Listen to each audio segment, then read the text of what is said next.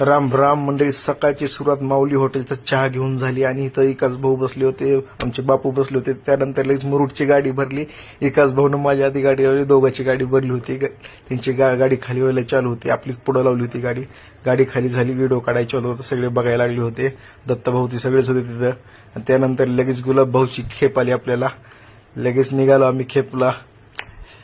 मस्त उन्हामध्ये, किर्र उन्हामध्ये बघा, रस्त्यावरती कसलं ऊन आहे, असले उन्हात गेला.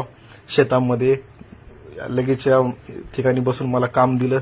गुलाबभाऊ म्हणले तुम्ही रस्सी तोडा. मग मी काय बसलो रस्सी तोडत. आपल्याला काय तेवढंच खटखट खटखट रस्सी तोडली. एक व्हिडिओ काढण्यासाठी थोडा व्हिडिओ घेतला.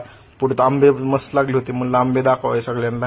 हे बघा गावाकडले गावरान आंबे, नादच खोळ आंब्याचा, तोंडाला पाणी सुटायचे आंबे होते. याचा झाडाला इतके आंबे होते, अक्षरशः मला तिथं झूम करावं लागलं, कारण की ते आंबे एवढे होते की बघायचंच काम होतं. नसते टिक्के टिक्के टिक्के.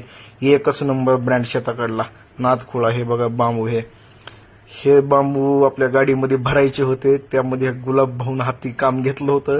10 बांबू एक ठिकाणी करून त्याचे गट्टे बांधायचे चालू होते. ते म्हणले व्हिडिओ काढा म्हणे, मला बी व्हिडिओ मध्ये घ्या म्हणे.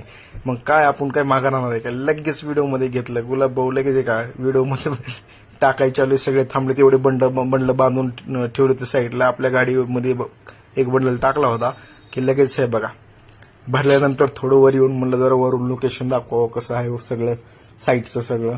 हे बघा एकच नंबर काम झालं की लगेच निघालो. रिटर्नला निघताना शेताकडला रस्ता एकदम असा रस्ता होता का नाही, एकदम बघायचंच काम होतं, नुसतं गुदगुल्याचा रस्ता होता. त्यानंतर गाडी शेतामध्ये आणली. शेतापर्यंत येऊस तर अंधार झाला, लाईट लावावं लागली. गाडी खाली केली आणि आपल्या घराकडच्या रस्त्याला नीट निघाला. एक नंबर काम झाले. हे बघा मागं थोडंसं होतं सामान, ते गुलाब भाऊच्या शेतामध्ये टाकायचं होतं. शेतामध्ये